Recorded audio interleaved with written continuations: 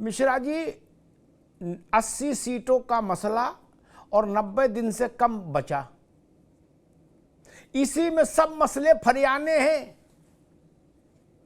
इसी में नीति भी बनानी है, रणनीति भी बनानी है, प्रचार नीति भी बनानी है, उम्मीदवार भी फाइनल करने हैं, गठबंधन भी फाइनल करना है, और प्रचार के लिए हेलीकॉप्टर भी बुक कराना है। टेंट वाले को भी बोलना है कि भाई माइक कहाँ से आएगा और तंबू कहाँ से आएगा। सब काम और 3 महीने हैं।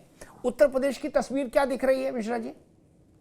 अमिताभ जी, आपको धन्यवाद, आपने डिबेट में बुलाया और मेरे लिए सौभाग्य रहता है, क्योंकि आप तो खुद विद्वान हैं, बहुत बृहद दृष्टिकोण रखते हैं। बली बलम वेत्ति न वेत्ति निर्बल, गुड़ी गुणम वेत्ति न वेत्ति निर्गुण।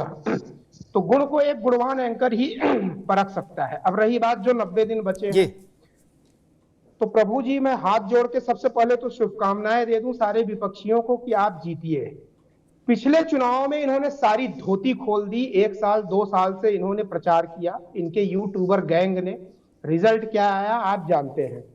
अरे एक प्राणी को, मानव को जन्म लेने में 9 महीने का समय लगता है, और विवाह वगैरह देखें तो 20 साल 22 साल का समय लग जाता है, तब वो बाप या माता बनता है।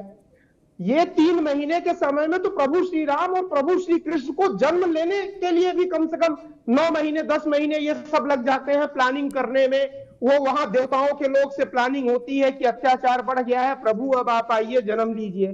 तो मुझे नहीं लगता है कि ये, अगर ये समझते हो कि दैवी शक्तियां मेरे अंदर हैं, हमारी पार्टी, हमारे नेता देवता हैं, तो मैं 2 महीने में सब कुछ कर लूंगा, तो ये असंभव है। ये हिमालय को उठाने जैसा काम है, आप उठा नहीं पाएंगे। और रावण की तरह कोशिश करेंगे तो भगवान शंकर अपने नख से, पैर के नख से दबा देंगे, तो करुण क्रंदन करने लगेंगे। तो मुझे कहीं से कोई उम्मीद नहीं दिखती है। इनके यूट्यूबर गैंग ने भी साथ छोड़ दिया। अब कोई भी यूट्यूबर, हजारों हैं, ये नहीं चला रहे हैं, ये क्लेम नहीं कर रहे हैं कि 2024 का हम जीतेंगे। अब वो क्लेम दूसरा कर रहे हैं। मोदी में इसमें लड़ाई हो गई, बीजेपी में 2 फाड़ हो गया, बगावत। और ये इतिहास है। नेहरू जी को अपनी सत्ता लेनी थी तो डिवाइड एंड रूल, 2 हिस्सों में देश को तकसीम कर दिया। अब ये देश को तकसीम कर रहे हैं। और दूसरी चीज, 2024 का जो रण है, ये केवल एक चुनाव नहीं है। भारत भूमि की विशेषता रही है कि यहाँ कुछ भी हलचल होती है ना, देवलोक, सुर, असुर लोक, राक्षस लोक, सबकी निगाह रहती है। गौरी गजनवी, कोई समरकंद, अरे वो गधे रह रहे हैं समरकंद में, उनकी निगाह, उनकी दिमागे भारत के राजनीतिक परिदृश्य पे रहती थी। 150 करोड़ हम भारतीय हैं, हम आप भूल जाएंगे 10 मिनट के बाद। आपने क्या पूछा और बोला, विदेश में बैठे जो भारतीय हैं ना, अपने आप को यहाँ क्लेम करते हैं, भारत हमारा है, गजवाए हिंद, उनकी निगाहें भी इस चुनाव में। ये राजनीतिक विश्व युद्ध होने वाला है, सनातन भारत की स्थापना होगी, बहुत महत्वपूर्ण है। ठीक मिश्रा जी। फराज किदवई साहब, बसपा क्लियर है अपने विजन में कि उसको कैसे चुनाव में जाना है, भाजपा क्लियर है, आपका कांग्रेस का अभी थोड़ा ठंडा गर्म चल रहा है, और दिन बचे 90। अब इसमें या तो घर में ही कर लो या ठंडे ही कर लो, नहीं भाई, समय भी तो निकल रहा है ना किदवई साहब। धन्यवाद अमिताभ जी। सबसे पहले तो मिश्रा जी की मैं बात सुन रहा था और बहुत ही उत्तेजना से और बढ़िया उन्होंने भाषण दिया जी। और उन्होंने बात नेहरू जी की कही और देश को तकसीम करने की, यहाँ तक कि एक 50 सेकंड में बात आ गई। तो अमिताभ जी, मैं कहना चाहता हूं कि जो हमारा देश है, विष्णु पुराण, क्योंकि आपने एक संस्कृत के श्लोक से शुरुआत की, तो मैं भी उसी से शुरुआत कर दूं कि विष्णु पुराण का एक श्लोक है जिसमें कहा गया है कि उत्तरम यत् समुद्र से हिमाद्रैश्च दक्षिणम वर्षम तद भारतम नाम भारती यत् संतति। आप विद्वान आदमी हैं, मिश्रा जी भी विद्वान आदमी, इसका अर्थ बताने की मुझे जरूरत नहीं है। तो मिश्रा जी आप बेफिक्र रहिए। भारतीय जनता पार्टी अगर देश को आपस में, देश के लोगों को बांटने की कोशिश कर रही है, तो 140 करोड़ की जो जनता है वो भारत माँ की लाल है और वो ऐसा होने नहीं देगी। भारतीय जनता पार्टी के जो ये मंसूबे हैं उनको कभी ये भारत की जनता कामयाब नहीं होने देगी। अभी केवल फराज किदवई की बात। जी किदवई जी। जी जी मिश्रा जी चुप हुए, मैं बोलूं? हाँ बोलिए बोलिए। हाँ जी जी जी जी। तो पहली बात तो ये, जो भारतीय जनता पार्टी जो समाज में जहर घोल रही है वो पूरा होने वाला नहीं है। 140 करोड़ जनता है, हम लोग सब लोग बैठे हुए हैं, इस देश में होने नहीं देंगे। आज बहस इस पर पॉलिटिकल पार्टी उस पर केंद्रित रखे, दिन बचे 90-80 सीटों का चुनाव है, गठबंधन भी करना है, क्रंदन भी करना है, घोषणा पत्र भी बनाना, उम्मीदवार भी चुनना है, जहाज की बुकिंग भी करानी, टेंट तंबू की बुकिंग भी करानी है, और खाना कहां से बन के आएगा रैली में वो भी अभी इन्हीं 90 दिन में सब सेट करना है। आज उस पर चर्चा अपन कर लो। जी अमिताभ जी, मैं उसी पर चर्चा करना चाह रहा था, लेकिन मिश्रा जी यहाँ से लेकर गजवा हिंद तक और अंतर्राष्ट्रीय पटल तक डिबेट को ले गए। मिश्रा जी ने अपने मन की बात कही, आप तो अपने विषय की बात कहो। जी जी तो मैं ये कह रहा हूँ, देखिए समाजवादी पार्टी जो है अमिताभ जी, वो पूरी तरह से तैयार है। और ग्राउंड में अगर आप देखिएगा कि उत्तर प्रदेश में एक सबसे मेजर विपक्षी पार्टी समाजवादी पार्टी है जो कि ग्राउंड पे काम कर रही है। हमने, ठीक है, विधानसभा के चुनाव जब 2017 में हुए थे तो हमारी 47 सीटें थी, जो 2022 में बढ़ करके 125 के ऊपर हो गई। और आपने देखा होगा कि भारतीय जनता पार्टी से अगर कोई उत्तर प्रदेश में मजबूती से मुकाबला कर रहा है तो वो समाजवादी पार्टी है। अब रही बात गठबंधन की, देखिए क्या है कि गठबंधन राजनीति में आपने देखा होगा अमिताभ जी कि गठबंधन धर्म अगर किसी ने बड़े दिल से हमेशा निभाया है तो उत्तर प्रदेश में आदरणीय अखिलेश यादव जी ने निभाया है। और अभी अगर आप हमारे राष्ट्रीय अध्यक्ष जी का बयान देखिएगा अमिताभ जी, तो वो बराबर ये बयान दे रहे हैं कि भारतीय जनता पार्टी को। ठीक है किदवई साहब, अभी रोकेंगे, एक मिनट आपको रोकेंगे। इन बयानों से आज का विषय नहीं जोड़ रहा। मैंने अखिलेश जी के सारे बयान सुने, कल भी उन्होंने 2 अलग अलग चैनलों पर लंबा इंटरव्यू दिया, मैंने देखे। मेरा आज विषय ही नहीं वो, ठीक, मेरी स्मृति ठीक है, मैं वर्बेटम दोहरा सकता हूं क्या अखिलेश जी ने बोला।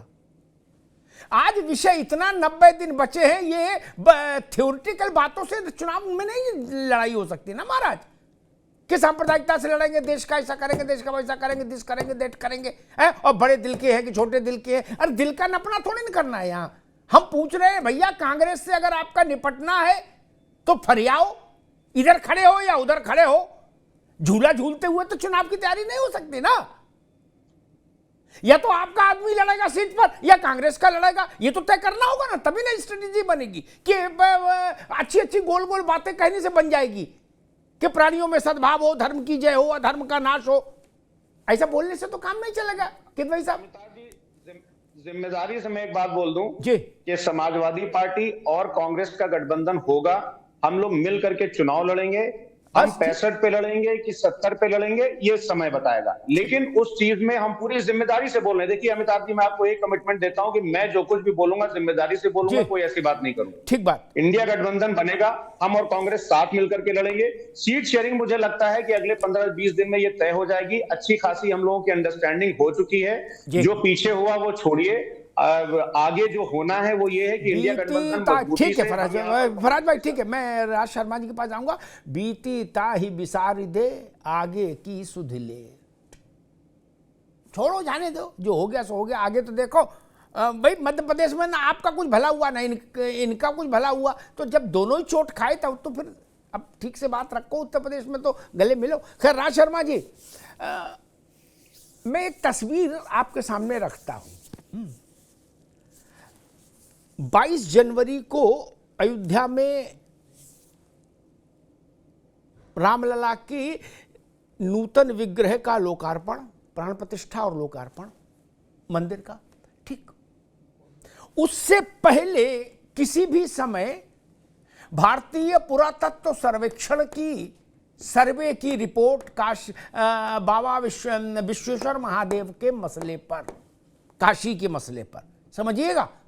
अभी आपको लग रहा ठंडा है, ठंड नहीं है। जिस दिन रिपोर्ट सबमिट हो जाएगी कोर्ट में, उसी दिन आपको तासीर पता लग जाएगी कितनी है क्या। और कृष्णम वंदे जगत गुरुम, आज मथुरा का और क्लियर हो गया, कोर्ट ने कह दिया कि वहां भी सर्वे होगा। क्या एक सर्वे की रिपोर्ट, एक सर्वे स्टार्ट, काशी में जब सर्वे स्टार्ट हुआ था तो आपने देखा था वायुमंडल क्या था, एयर क्वालिटी इंडेक्स कहां जा रहा था देखा होगा। और अयोध्या में राम मंदिर का लोकार्पण, इन 90 दिनों में ये सब कार्यक्रम संपन्न हो जाएंगे। उसके बीच में चुनाव की धारा बहेगी। राज शर्मा जी कैसे देख रहे हैं इस चीज को? मैं आपको हालांकि आप भी भाई अच्छा कर रहे हैं। मैं अजय भाई को सुन रहा था, वो कह रहे थे शाकुंभरी से चलेंगे और नैमिषारण्य तक जाएंगे। आपने भी लाइन ठीक पकड़ी है जी।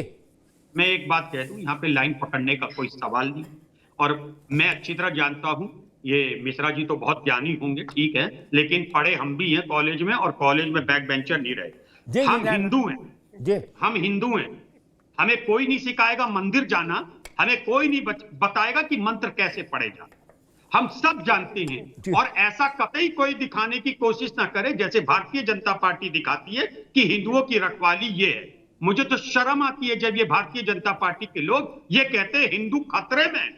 अरे हमारा सारा कुछ हमारा, हम खतरे में कहां भाई? हमें तो नहीं लगता हम खतरे में। हमें किसी से खतरा नहीं है और ना ही देश को किसी से खतरा है। अगर हिंदुओं को असल खतरा है बिहाइंड द पर्दा, अगर खतरा है तो वो भारतीय जनता पार्टी से। अब मैं आ जाऊं, एक चीज और कह दूं, हमें कोई नहीं, अगर मंदिर बन रहा है तो अच्छा, उसमें किसी ने ये नहीं कहा क्यों बन रहा है भाई। उसके रामलला का अगर ताला खुलवाया था तो नरसिम्हा राव साहब ने खुलवाया था, मैं आपके चैनल में कहता हूं हाँ हमने खुलवाया था, मगर हल्ला नहीं मचवाया था। दूसरा, काशी बन जा, मैं जाऊंगा काशी में, कौन मना कर रहा काशी में? मेरे अध्यक्ष मना नहीं कर रहे। अब मिश्रा जी अपनी एक, जैसे आप कहते हैं ना मिश्र एक ननकू हो, अगर मिश्रा जी और उनकी पार्टी गांव की ननकू बन जाए तो क्या हम ननकू बन के इनसे बेवकूफ बनेंगे? हमारा और समाजवादी पार्टी का गठबंधन है, मैं उत्तर प्रदेश की बात कर रहा हूं, और वो गठबंधन, अभी किदवई साहब ने बहुत अच्छी बात बोली और उन्होंने ये कहा, जिम्मेदारी से कहता हूं, इसमें सवाल ही सारे खत्म हो गए। अब हम सहारनपुर में देवी से शुरू करें और यहां जाके देवता पे खत्म करें, कौन लोग, क्या मतलब?